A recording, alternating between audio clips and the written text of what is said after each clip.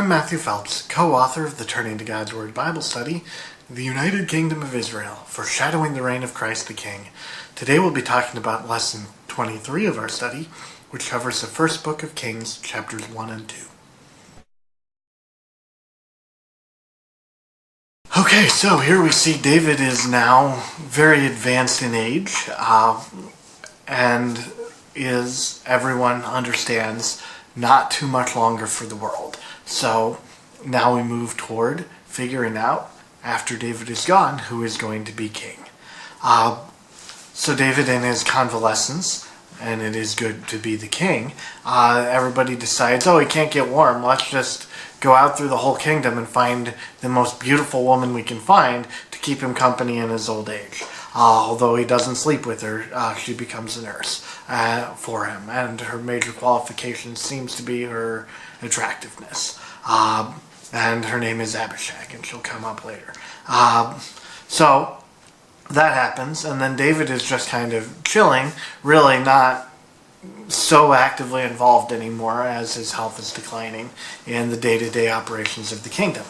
And he has, who comes into play here, he has a son, Adonijah, who is, technically speaking, the next in line, after Absalom is no longer with us anymore. And who has ambitions toward the throne. And so he has clearly been working behind the scenes. He's been building an alliance with a lot of David's chief lieutenants, which is kind of a good move, because if you can get them to support you, they have a lot of power already, and they're going to be worried about what will happen if there is a new king as to their own positions, and so they would be susceptible to being talked to.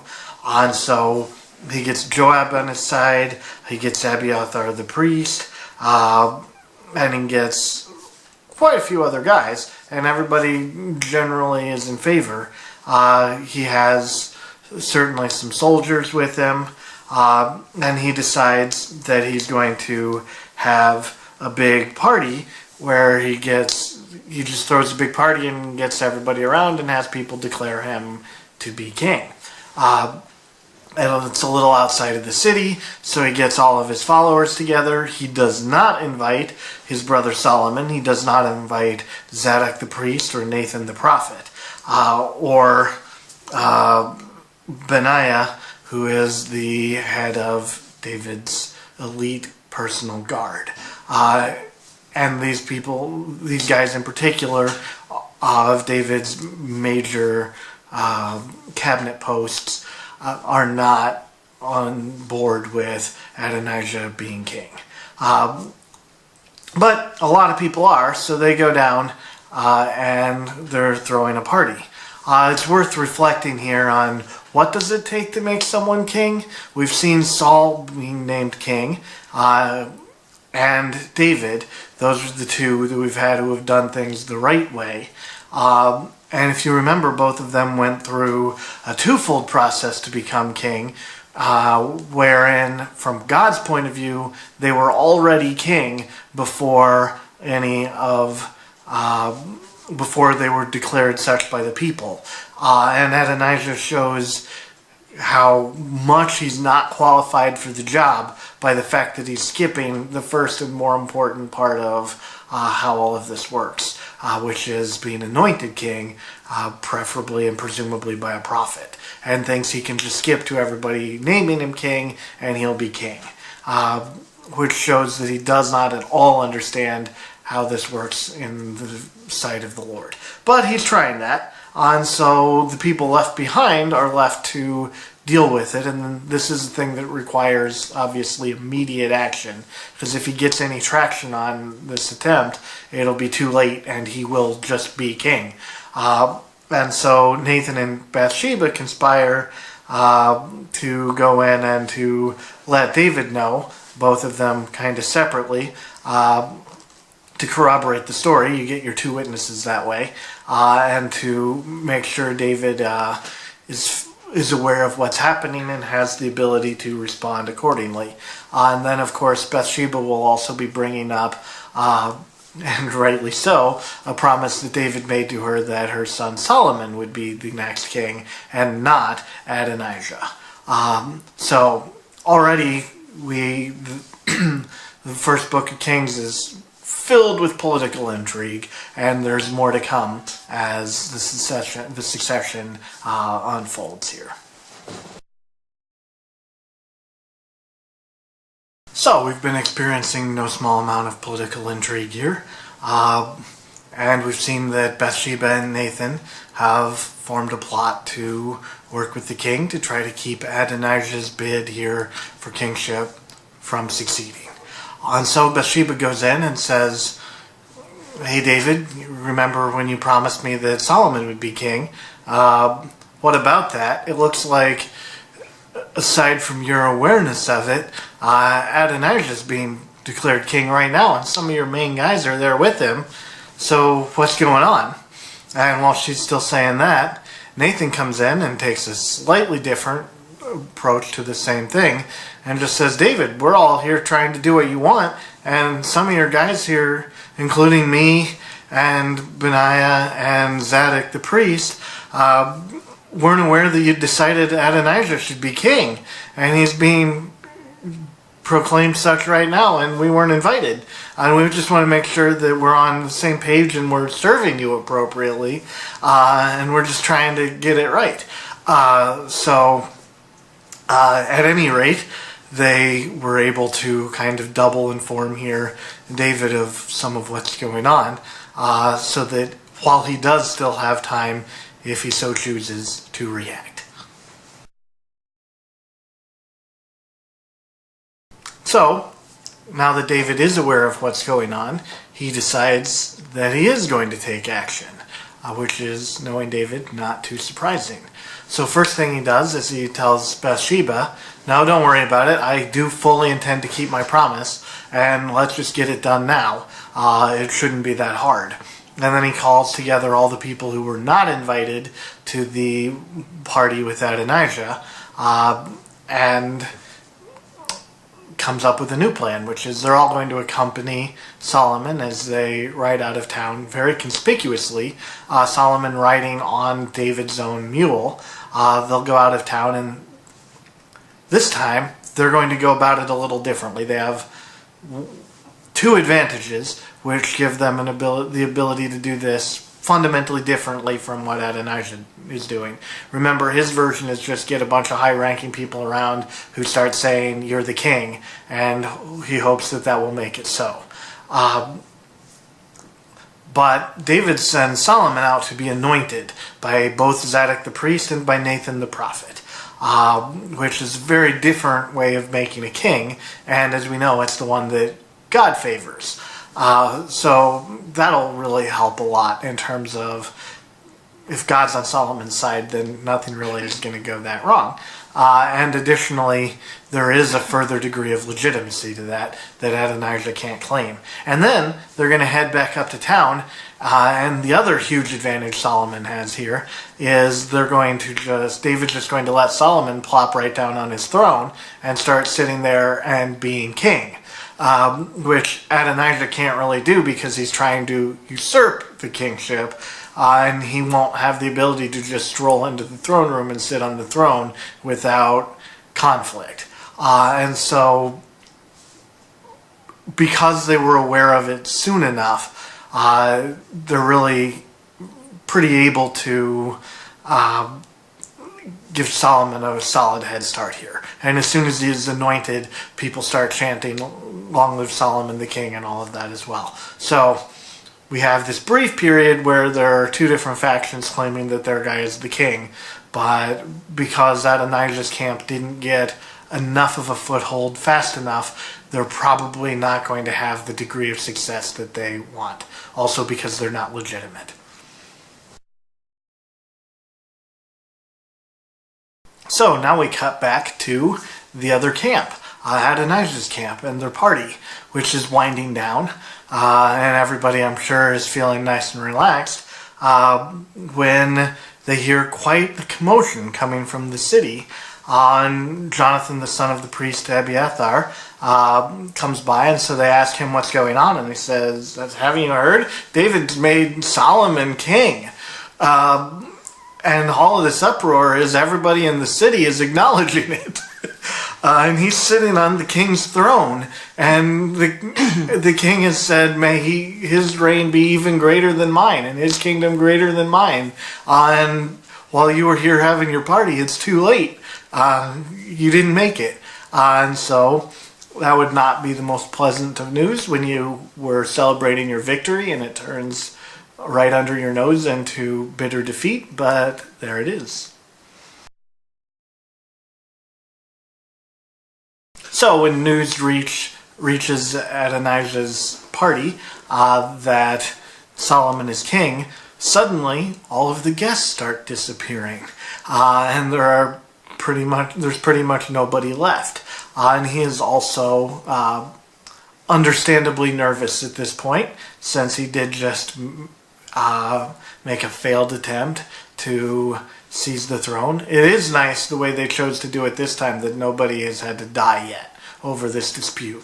It was just who can get the most support the fastest in the right places once we start moving. And we don't have to have big fights like we did last time. So that much at least is good. But after everybody leaves the camp, he is the first to adopt a move that is later tried by somebody else as well, with maybe not quite the same result, which is he flees to the tent and clings to the tent of meeting and clings to the horns of the altar and basically says, "I'm not coming out till you tell me you're not going to kill me." And Solomon actually obliges and says, "Well, maybe this was all just a misunderstanding, or maybe he really is sorry and he'll fall in line. And if he does, then fine, he can live." It's interesting, Solomon is not interested in spilling any more of David's and halfway his blood, and seems very willing to try to let Adonijah live if he's willing to be good, and just let bygones be bygones. Yeah, I get it. You had your try. You didn't win. As long as you're willing to back off now, then we can be fine. But seriously, you have to knock that off, or we're not going to be fine, and that'll be it. But as long as you're willing to be good, and let's just wash our hands of this and move on. So now we see David winding down and ultimately dying. Before he dies, the last words recorded and attributed to David in the Book of Kings are not called his absolute last words. It's just the last thing he says is this speech this conversation he has with his son Solomon. So first he says, it's most important that you follow God's rules and commandments. As long as you do that, everything will be great for you. And if you don't, it's going to suck. So first and foremost, you need to do that. Second, here are some grudges that for various reasons I was not able to make good on carrying out what I really wanted to do. And you're not bound in the same way as I am by the same things that have been keeping me from doing it. So I'd like you to take care of a couple of things for me. So, first of all, Joab, who's been so successfully running my military all this time, he killed a couple guys that he really shouldn't have killed. And we've just sort of let it fly for a while, let it slide a bit. But, you need to take care of that. He should not really make it to ripe old age and die peacefully after he did that, because specifically he got innocent blood on my hands and the hands of my house, which is you, and you need to rid us of that guilt and put it back squarely upon his shoulders. There's an emphasis here from David's point of view on these people brought these things upon themselves and we're just carrying it out. But it's not just killing whoever because of whatever. It's because of pretty serious offenses that just have not been convenient for him to deal with. So Joab has to go. What is not mentioned is that Joab also killed Absalom, which suggests David probably didn't know that. And Joab might not have made it even as long as he did if David had known that. But he killed enough other guys that he still needs to get it. So there's Joab. We see the sons of Barzillai the Gileadite, by contrast, should always be welcome at Solomon's table, and they should continue to be shown goodwill. We want to make sure we keep paying that debt generationally. And then, last but not least, Shimei, the lovely guy who was cursing David on his way out of town, and then came and apologized, and David, at the time, not because he liked the guy, but because he thought he might be speaking for the Lord, spared his life. But in the grand scheme of things, says, yeah, you really can't treat God's anointed like that. And really, I swore that I wouldn't kill him by the sword, but I didn't bind my household, just me. So, have that. He really kind of deserves it. And so, there it is. So, with those parting instructions to pay David's debts, both for the good and the bad, he leaves Solomon in charge, and David, as was inevitable, passes on. David's passed along, and Solomon is king now, for sure. But as soon as David's out of the picture, then Adonijah has to take another crack at it. Still kind of feeling like he should be king. And so his plan here is, his first plan wasn't exactly awesome, but he had some time and he had some support. Here, for his second try, he's decided to go through Solomon's mother Bathsheba. And he's decided that what he needs is to marry Abishag the Shunammite. Why will that help him? She was close to David, his father, right before David died.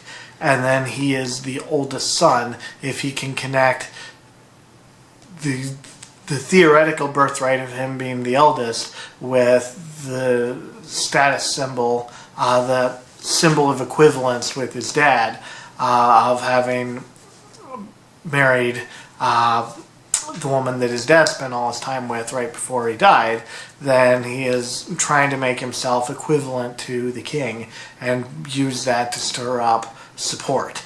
So that's his end game. And, well, we'll see how Solomon thinks that would work. But first, so he goes through, he's not going straight to Solomon, because that would probably not end very well. He thinks he can get Bathsheba to fall for this, and to then ask Solomon for him. And so he goes through her. And she's, from every account, she's very smiley and accommodating, and pretty much coaxes his whole plan out of him. And kind of, it reads a little bit like he drops his guard and thinks that she's buying into it, so he kind of shows his hand a little bit, and then she just immediately goes and says, "Hey, Solomon, so I was talking to Adonijah, and he implored me to ask you just this little thing, and I know you wouldn't refuse me just a little thing, and so he wants to just marry Abishag, and that'll be fine too." And Solomon says, "What? You might as well give him the kingdom as well," because he gets how big of a challenge that would be to his position, which is not yet established. And again, a lot of these people who represent the power in Adonijah's faction are still active right now.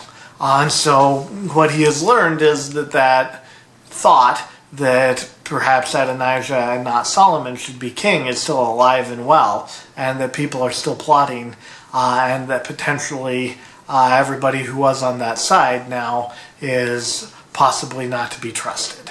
And so he will react accordingly. So, Solomon, on hearing the request from his mother that is passed through her from Adonijah, says, "Yep, he's dead now. We gave him his chance, And this is again the theme of, I tried to have mercy on you, and the death that comes to you, even though I'm ordering it and carrying it about, is not my fault but yours, and is the result of your actions, which is very much Solomon's attitude here when he's cleaning house. So, he kills his brother, obviously. Really not much you can do about that. You gave him a chance, and he's showing he has no interest in stopping plotting and trying to be the king. You'll never be able to trust the guy. He's a liability.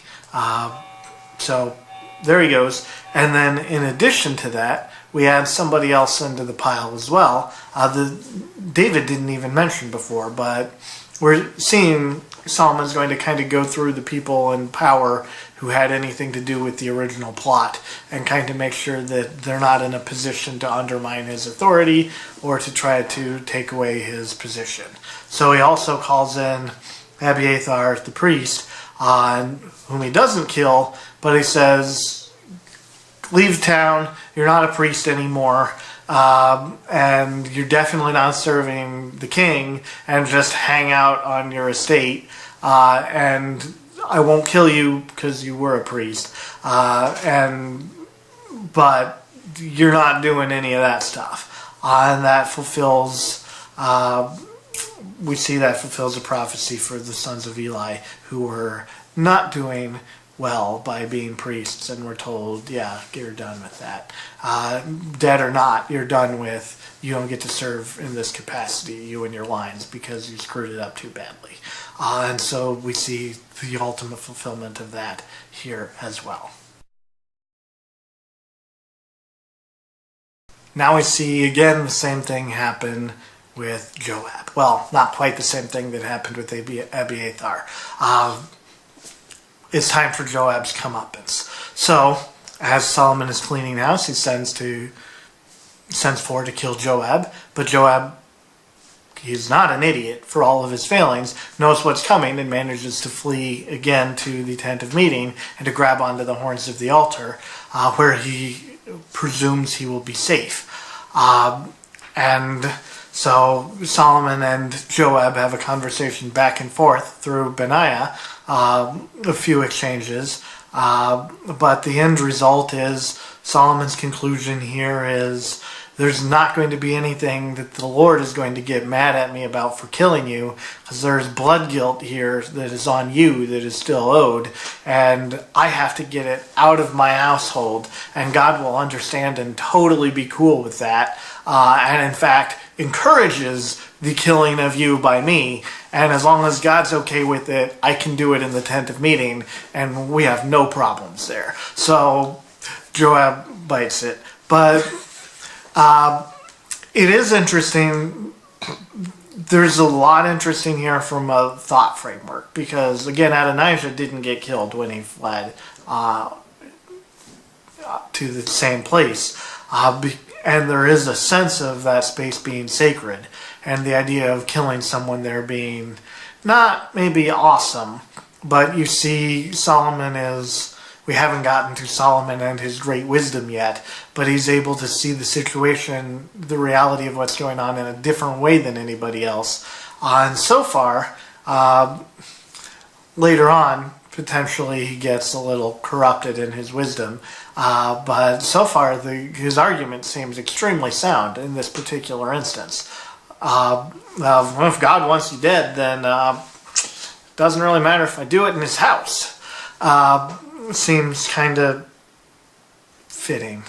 So Joab, after his many years of loyal service to David-ish, minus a few really major transgressions, is not going to likewise serve Solomon, and instead Benaiah, who has been the head of the elite bodyguard of the king, will be the head of the military.